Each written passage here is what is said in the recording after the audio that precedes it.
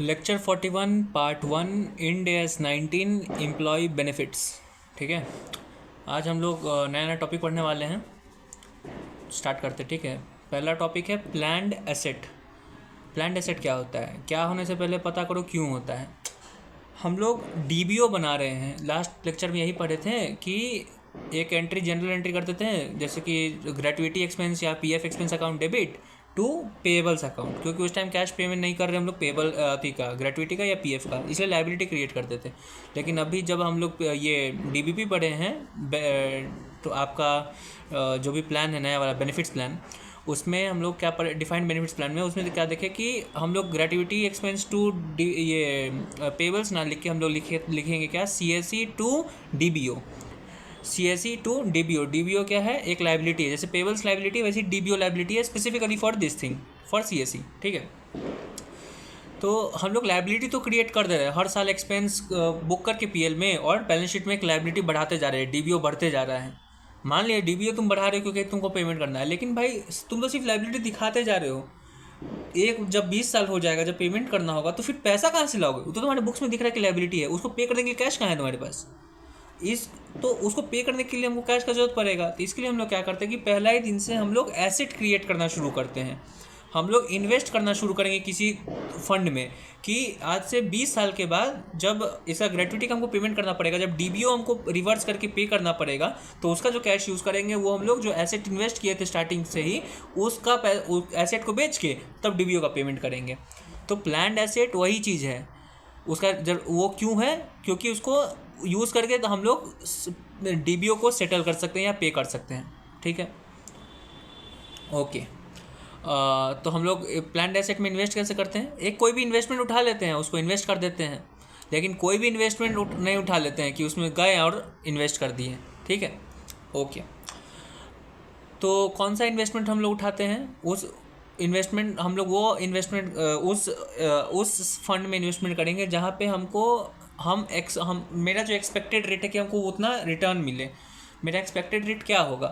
मेरा minimum expected rate ये है कि जो भी मार्केट में इन्फ्लेशन है हमको उतना रेट तक मिल जाए। मेरा मिनिमम रिक्वायरमेंट तो वही रहेगा कि कम से कम मेरा वैल्यू मेरा जो इन्वेस्टमेंट क्या हुआ उसका वैल्यू गिर नहीं जाए महंगाई के कंपैरिजन में।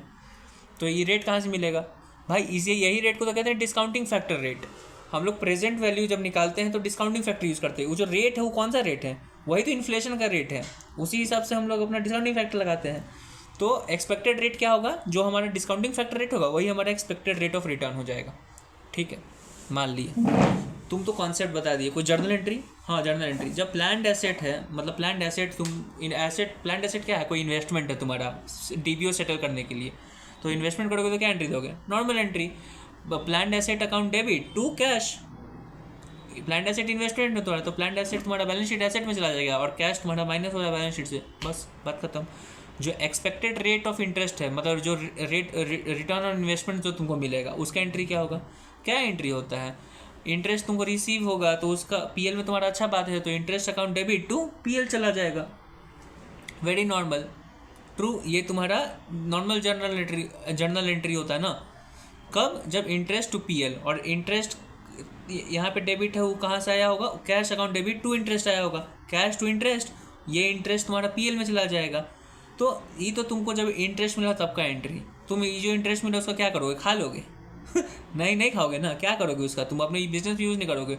उस इंटरेस्ट को फिर से तुम क्या कर दोगे? री इन्वेस्ट कर दोगे उसी इन्वेस्टमेंट में जिसके जो प्लान्ड एसेट का इन्वेस्टमेंट है। जो इंटरेस्ट आ रहा है फिर से उसको री इन्वेस्ट कर दो, तुम्हारी प्लस का चीज़ है। तो अभी आया था तो कैश टू इंटरेस्ट किए थे। अब जब हम फिर से इंटरेस्ट जो कैश आया है इंटरेस्ट के नाम पे, उसको फिर से री इन्वेस्ट कर रहे हैं किसमें? प्लान्ड एसेट में। तो इन्वेस्टमेंट का क्या एंट्री? क्या? Planned asset account debit to cash. तो दो एंट्री किए, cash to interest, planned asset to cash. Cash का कॉन्ट्रा है तो बेमतलब हम अगर एक एंट्री मिक्स एंट्री बनाया तो सीधा एंट्री क्या बनता है? Planned asset account debit to interest. Planned asset तुम्हारा बैलेंस शीट में वैल्यू बढ़ जाएगा और जो इंटरेस्ट है वो तुम्हारा पीएल में चला जाएगा। लेकिन ये जो इंटरेस्ट है, इंटरेस्ट जो रिसीव हो रहा है हमको किस वजह से मिल रहा है? प्लान्ड एसेट की वजह से। प्लान्ड एसेट क्यों है? क्योंकि हम डीबीओ को पेमेंट करना है। डीबीओ क्यों है? एम्प्लॉय बेनिफिट की वजह से है। तो ये जो इंटरेस्ट है वो पीएल में जाएगा लेकिन ईबीई में जाएगा, एम्प्लॉय बेनिफिट एक्सपेंस में। ये भाई इंटरेस्ट तो तुम्हारा रिसीवेबल है, वो तो तुम्हारा फ़ायदा है, और एम्प्लॉय बेनिफिट एक्सपेंस है, तो तुम इनकम को कैसे एक्सपेंस में डालोगे? कुछ नहीं करेंगे, पीएल में जब ईबी में आएगा ना तो उसमें जो इनकम हमको मिल रहा है, इंटरेस्ट जो मिल रहा है, उसको माइनस में करके दे देंगे, तो एक्सपेंस कम हो जाएगा। तो वैसे करके दे देंगे। हर वक्त याद रखना कि ये वाला जो इंटरेस्ट हमको मिल रहा है वो ईबी में चला जाएगा हमारा पीएल में। ठीक है, आ गया समझ में? ओके, दो चीज़ हमको समझ में आ गया। ठीक है, लेकिन एक बात बताओ, ये दो टॉपिक पढ़ा दिए, एक टॉपिक था प्लान्ड एसेट, दूसरा टॉपिक था expected rate, expected return on investment. ठीक है, अब तीसरा टॉपिक पढ़ रहे हैं, उस तीसरा टॉपिक का नाम है एक्चुअल गेन या फिर लॉस ऑन प्लान्ड एसेट। ये क्या होता है? क्या होता है सुनो, एक बात बताओ, हम एक्सपेक्ट किए थे कि मार्केट में इन्फ्लेशन रेट डिस्काउंटिंग फैक्टर 10% चल रहा है, हम एक्सपेक्ट किए थे कि 10% हमको मिलना चाहिए, लेकिन तुमको कोई इन्वेस्टमेंट ही नहीं मिला कि 10% वाला। डिस्काउंटिंग फैक्टर 10% रहेगा, एक है कि वो मार्केट रेट है, वो इन्फ्लेशन है, वो तो कोई हालत में तुमको, तो वो कांस्टेंट, वो तुमको पता है कि 10% ही है, लेकिन मार्केट में तुमको कोई उस तरह का फंड नहीं मिला, तुमको फंड मिल रहा है 8% वाला, या फिर तुमको फंड मिल रहा है 12% वाला, तुमको कोई भी फंड मिल सकता है।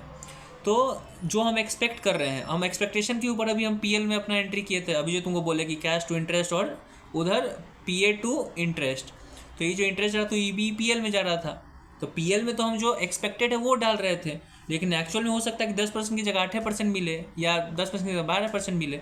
तो जो एक्चुअल में मिल रहा है और जो हम एक्सपेक्टेड जो बुक किए हुए, दोनों के बीच में डिफरेंस आएगा। ये जो दोनों के बीच में डिफरेंस आएगा, उसका हम लोग उसको नाम देते हैं एक्चुअल डिफरेंस, एक्चुअल गेन और लॉस ऑन प्लान्ड एसेट। ये जो एक्चुअल गेन या लॉस हो रहा है किस वजह से हो रहा है? प्लान्ड एसेट की वजह से। प्लान्ड एसेट का इन्वेस्टमेंट है ना, इन्वेस्टमेंट के रेट की वजह से ना हमको ये एक्चुअल गेन या लॉस हो रहा है। तो एग्जैक्टली वही चीज़ है।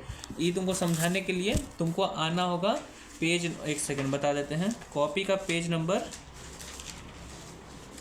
383 पे,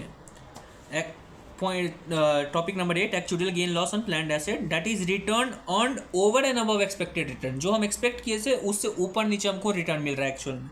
ठीक है, फॉर एग्जांपल देखते हैं, प्लान्ड एसेट का कोई भी तुम्हारे बैलेंस शीट में प्लान्ड एसेट दिख रहा था 10,000 का, तुम एक्सपेक्ट किए थे कि तुमको मिलेगा 1,000, क्योंकि मार्केट रेट ऑफ जो इन्फ्लेशन रेट है डिस्काउंटिंग फैक्टर वो है 10%, तो 10,000 का 10% 1,000 हुआ, लो 1,000 आ गया। फिर से तुम कंट्रीब्यूट किए, मतलब प्लान्ड एसेट में हर साल तुम कुछ कुछ पैसा डालते जाओगे, एक बार एक तो तुम पूरा पैसा नहीं, जैसे कि तुम हर साल डीबीओ लाइबिलिटी बढ़ा रहे हो, वैसे अपना प्लान्ड एसेट में भी धीरे धीरे इन्वेस्टमेंट करोगे। तो फिर क्या किया है, कंट्रीब्यूट किया है 5,000 रुपया। ठीक है, तो पहले ईयर स्टार्टिंग में 10,000 था इसका ओपनिंग बैलेंस प्लान्ड एसेट का, फिर उसमें 1,000 का इसको इंटरेस्ट आया, मतलब आया नहीं, एक्सपेक्ट किया कि 1,000 इंटरेस्ट आएगा। ठीक है, और ये लोग खुद से फिर से कंट्रीब्यूट किया 5,000, तो टोटल हमारे पास अभी प्लान्ड एसेट बैलेंस शीट में कितना का दिख रहा है, 16,000 का। ठीक है, लेकिन लास्ट में ये लोग क्या किया 31 मार्च को, कि उसमें से अति विड्रॉ कर लिया, जो प्लान्ड एसेट था, जो इन्वेस्टमेंट था, उसमें से 2,000 रुपये का इन्वेस्टमेंट बेच दिया। क्यों बेचा भाई? हो सकता है कि कुछ डीबीओ मेच्योर हो गया होगा, तो कुछ आदमी लोग रिटायर हो गया होगा, तो उसको पेमेंट देना होगा, तो उतना एसेट बेच के फिर पेमेंट दिया होगा, तो विड्रॉ किया 2,000 रुपया, तो इसका क्लोजिंग बैलेंस है 14,000 रुपया। लेकिन हमको पता चल रहा है मार्केट में कि हमको एक्चुअली में हमको जो रिटर्न मिला वो मिला हमको 4,000 रुपया। हम एक्सपेक्ट किए थे कि 1,000 मिलेगा, लेकिन एक्चुअल में मिला उसको 4,000 रुपया। तो 4,000 रुपया अगर उसको मिला, तो जहाँ पे हम लोग एक्सपेक्टेड रिटर्न जहाँ पे 1,000 लिखे थे, वहाँ पे प्लस 3,000 करना पड़ेगा, 1,000 प्लस 3,000, तो तुम्हारा क्लोजिंग बैलेंस कितना हो जाएगा, 17,000 रुपया। तो तुमको समझ में आया हम क्या बोले थे कि एक्चुअल गेन या लॉस क्या है? It is a difference between actual return and expected return. वही देखो फॉर्मूला नीचे दिया हुआ है, what is actual gain loss on planned asset, it is the difference between actual return and expected return. Formula actual return minus expected return is equal to actual loss या gain. ठीक है, ये बात समझ में आ गया? ये जो हम ऊपर से नीचे करके दिए थे, जो पूरा 10,000 1,000, उसके नीचे सर खुद लिखवा दिए थे कि हम लोग तो कैलकुलेट करके क्लोजिंग बैलेंस 14,000 निकाले, लेकिन क्वेश्चन में दिया हुआ था कि क्लोजिंग बैलेंस 17,000 है, तो हम बोल रहे 14,000 है, लेकिन क्लोजिंग बैलेंस एक्चुअल में 17,000 है। तो क्यों हुआ 14 और 17 के बीच में जो 3,000 का डिफरेंस है, क्यों हुआ? इसलिए डिफरेंस आया क्योंकि हम एक्सपेक्ट किए थे कि 1,000 आएगा, हम बुक एक्सपेक्टेशन ही हम बुक किए थे अपने पीएल में, तो हम वो लिखे हुए थे, लेकिन रियलिटी में तो हमको 4,000 आया। तो ये जो डिफरेंस आया 3,000 का, वो उस वजह से आया। ठीक है, तो क्वेश्चन स्पेसिफिकली ऐसे अभी तो सर बताने समझाने के लिए समझा दिए हैं, तो हो सकता है क्वेश्चन ऐसा हो कि तुमको बोल देगा कि एक्सपेक्टेड रिटर्न 1,000 था और एक्चुअल गेन 3,000 रुपया है, तो पता करो कि एक्चुअल रिटर्न कितना था। आराम से पता कर लो। Actual return minus expected is equal to actual gain है। तुमको एक्सपेक्टेड दिया, एक्चुअल दिया है, तो दोनों को प्लस करके इसको पता कर लेना बस। परफेक्ट, समझ में आ गया? आ गया समझ में। चलो ठीक है। तो जब तुमको नीचे दिए है here actual return is equal to 3000 plus 1000, 4000 total. ये जो तुम्हारा एक्चुअल रिटर्न होता है, एक्चुअल गेन या लॉस है, वो कहाँ जाता है? याद होगा पिछले लेक्चर में पढ़े थे, तो एक्चुअल लॉस या गेन जो होता है वो जाता है OCI-NR में, क्योंकि वो फ्रीक्वेंट है। फ्रीक्वेंट क्यों? एक्चुअल कहाँ आता है? जो एस्टिमेट होता है। तो जब एस्टिमेट होगा तो एक्चुअल का बात आएगा, और जब एक्चुअल आएगा तो OCI-NR में जाएगा, क्योंकि वो लोग फ्रीक्वेंट है। दूसरा जो है तुम्हारा 1000 का जो एक्सपेक्टेड है, वो तो हम PL में बुक किए हुए हैं। तो कहाँ बुक किए हैं? PL में। तो दिमाग में क्लियर हो गया। एक्चुअल लॉस और गेन ऑन प्लान्ड एसेट वो कहाँ जाता है? OCI-NR में, ठीक है। और जो हमको इंटरेस्ट रिसीवल एक्सपेक्टेड था वो कहाँ जाता है? PL में, EBE में, ठीक है। तो बात बताओ, तुम एक्चुअल रिटर्न को OCI-NR में दिखा रहे हो, एक्चुअल और एक्चुअल को OCI-NR में, और एक्सपेक्टेड को दिखा रहे हो इसमें, क्या उसको कहते हैं? PL में। तो तुमको एक्चुअल में तो 4000 मिल रहा है, तो तुम क्या करोगे? 1000 इसमें EBE में दिखा के और 3000 OCI-NR में दिखा, फिर से 4000 दिखाओगे क्या? नहीं दिखाओगे ना। वहाँ पे साफ साफ जब तुम दोनों जब चीज़ लिखी दी हो तो नेट करोगे तो पता चलेगा कि 4000 हुआ है। वो PL के EBE एक्सपेंस ID तुम्हारा 1000 इंटरेस्ट जा रहा है, लेकिन वो तो माइनस करके जा रहा है। तो ये यहाँ माइनस हो या क्रेडिट में प्लस हो, तो टोटल इधर तुम्हारा तो वैल्यू एक्सपेंस कम करा, मतलब इनकम है, तो इधर 1000, और OCI-NR में तुम्हारा गेन दिखा रहा है 3000 का, तो टोटल गेन कितना? 4000 का है। तो सीधा तुमको नेट दिख ही रहा है, तो तुमको फिर से एक्चुअल करने का कहीं भी कोई भी प्रेजेंटेशन का जरूरत नहीं है। तो हर वक्त दिमाग में क्लियर रखना, एक्चुअल का दिखा दो और जो एस्टिमेटेड है, एक्सपेक्टेड है, वो दिखा दो। एक्चुअल में क्या हुआ उसको वो नेट इफेक्ट दिख जाता है खुद से, ठीक है। तो वहाँ वो दिखाने में चल जाना। ओके, समझ में आ गया तुमको बात? Okay perfect. अब हम लोग जा रहे हैं अगला टॉपिक पढ़ने। उस टॉपिक का नाम है कर्टेलमेंट और सेटलमेंट। कर्टेलमेंट का मतलब क्या होता है? कर्टेल कर देना, कि हम कर्टेल से मत समझो, तुम सोचो काट देना। अब काट देना तो समझ में आता ही है तुमको। तो कर्टेलमेंट तो काट देना मतलब कि डिच कर देना, तुमको कैंसिल कर देना। कंपनी बोल रहा था उतना दिन से कि 4 साल से बोला था कि हम ग्रेट्युटी देंगे, ग्रेट्युटी देंगे, एक बार बोलता है कैंसिल, कोई ग्रेट्युटी नहीं देंगे। तो अकाउंटिंग ट्रीटमेंट क्या होगा? क्या ट्रीटमेंट होगा? तुम जो 4 साल से वो DBO भर रहा था, अब DBO को रिवर्स करो, तो DBO रिवर्स हो जाएगा, तो DBO अकाउंट डेबिट हो जाएगा, काहे कि उसका लायबिलिटी वो क्रेडिट बैलेंस होता है, वो डेबिट हो गया। तो DBO अकाउंट डेबिट टू में क्या करोगे? टू में तुम लिखोगे gain, to gain on curtailment या फिर पास्ट सर्विस कॉस्ट। क्यों लिखोगे भाई? जब तुम्हारा लायबिलिटी कम होगा तो तुम्हारा गेन ही है, और गेन किस वजह से हुआ है? कर्टेलमेंट की वजह से हुआ है। तो DBO account debit to gain on curtailment या फिर PSC, जो तुम्हारा पास्ट सर्विस कॉस्ट है। और तुमको याद होगा कि पास्ट सर्विस कॉस्ट कहाँ यूज़ करते थे? जहाँ पे कांस्टेंट जो चीज़ था, जो ग्रेट्युटी का परसेंटेज था 1%, वो जब चेंज हो रहा है तब हम लोग पास्ट सर्विस कॉस्ट यूज़ करते थे। और पास्ट सर्विस कॉस्ट कहाँ जाता था? PL में। DBO बैलेंस शीट का आइटम है, और ये जो पास सर्विस कॉस्ट या फिर जो गेन ऑन कर्टेलमेंट है वो PL में जाता है, PL EBE में, ठीक है। ये हो गया कर्टेलमेंट का बात। मतलब इसमें सिर्फ कैंसिल हो गया, कोई पैसा वैसा नहीं दिया, सीधा कैंसिल कर दिया। तो कैंसिल करने का रिवर्स कर दो, बात खत्म, ठीक है। हम लोग अब बात करते है दूसरा बात करते हैं सेटलमेंट का। सेटलमेंट का मतलब क्या है? क्या कि हम सेटलमेंट कर रहे हैं कि भाई ठीक है, तुम्हारा क्या उसको कहते हैं, जो DBO है, जो लायबिलिटी है वो 1 लाख का है, लेकिन सर हम आपको पैसा देंगे लेकिन 90,000 रुपये देंगे। तो एम्प्लॉय बोला कि ठीक है कोई बात नहीं, दे दीजिए। तो हम लोग 2 एंट्री करेंगे। 2 एंट्री क्या देंगे? पहला, एक तो एंट्री जान लो क्लियर है कि तुम एम्प्लॉय को पैसा दोगे, तो 2 कैश वाला तो एंट्री होगा ही, ठीक है, पहला एंट्री। दूसरा एंट्री क्या होगा कि जो 2 कैश जो तुम पैसा दे रहे हो, वो कैश आया कहाँ से? कैश कहाँ से आएगा? प्लान इन्वेस्ट एसेट से। हम लोग DBO को ही पे करने के लिए तो प्लान इन्वेस्टमेंट बना रहे थे, तो जब हमको प्लान DBO को पैसा देना है तो प्लान इन्वेस्टमेंट को बेच दो। तो प्लान इन्वेस्टमेंट को बेचेंगे तो क्या एंट्री दोगे?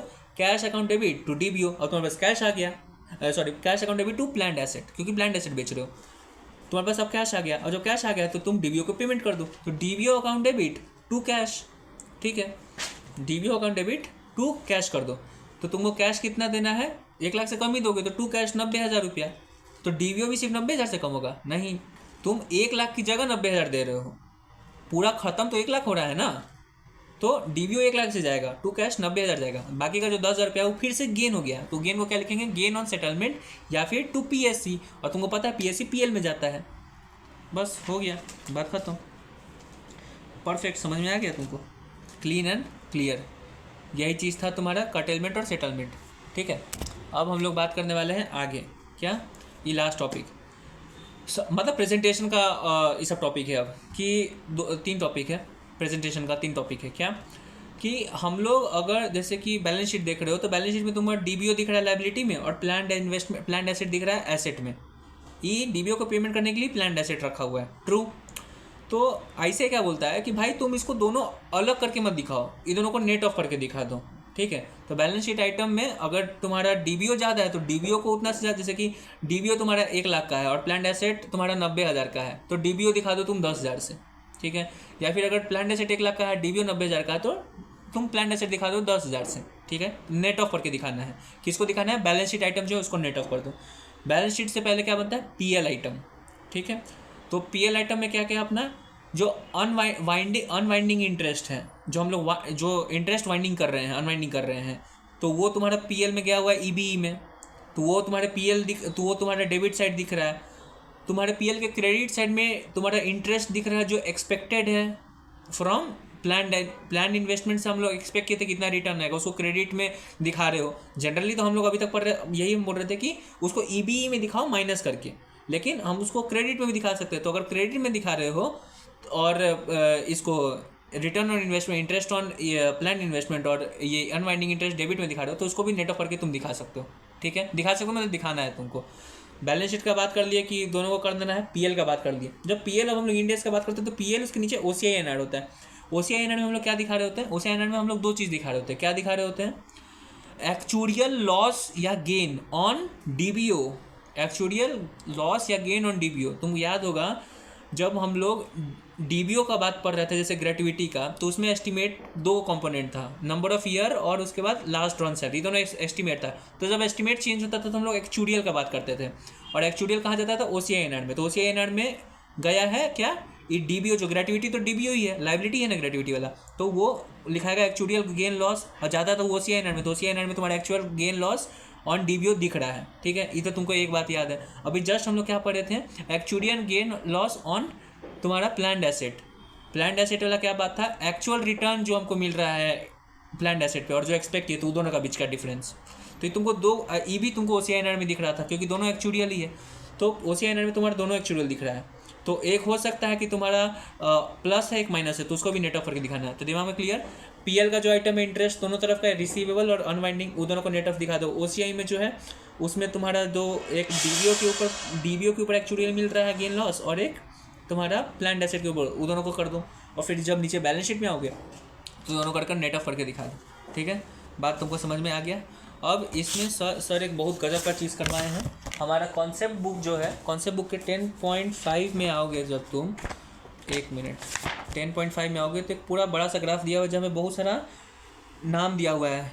Current service cost, CSC, DBO, inventory, interest cost, PSC, PA, इस वाला अलग चीज़ दिया हुआ है। तो स्टार्टिंग में बहुत डर लगा था देख के।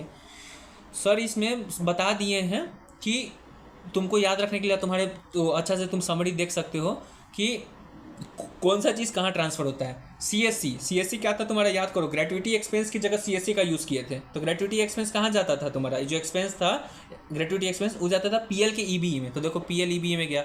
डीबीओ वैसे ही बैलेंस शीट की लाइबिलिटी में जाता है क्योंकि वो पेबल की जगह पे आया तो लाइबिलिटी है। इंटरेस्ट कॉस्ट है मेरा। इंटरेस्ट कॉस्ट क्या है? वाइंडिंग वाला। तो वाइंडिंग वाला वो भी PL में जाता था, EBE में। देखो वो भी गया हुआ है। कैसे निकलता था? डीबीओ जो है हमारा टोटल जो लाइबिलिटी उसका present value into discounting factor का जो रेट, परसेंटेज वाला रेट तुमको याद होगा। Actuarial gain loss on DBO, मतलब डीबीओ ग्रेट्युइटी का जो 2 कंपोनेंट था उसका जो लॉस जाता था वो कहाँ जाता था? ओसीआई एन ऐड में। देखो ओसीआई एन ऐड में वैसे PSC, फिर प्लान एसेट, बैलेंस शीट का एसेट है। Expected return on plan asset वो PL में जाता है। एक्चुरियल गेन लॉस तुमको पता ही है। कर्टेलमेंट और सेटलमेंट दोनों PL में ही जाता है। क्यों? क्योंकि कर्टेलमेंट का जो गेन हो रहा था उसको गेन की जगह हम लोग एक और चीज़ लिख सकते थे, PSC कहाँ जाता है? PL में। तो कर्टेलमेंट सेटलमेंट दोनों तुम्हारा PL में जा रहा है। नेट डिफाइंड वाला सब तुमको दिखा ही गया है, रीमेजरमेंट दिख गया, बस यही था। Okay, bye bye.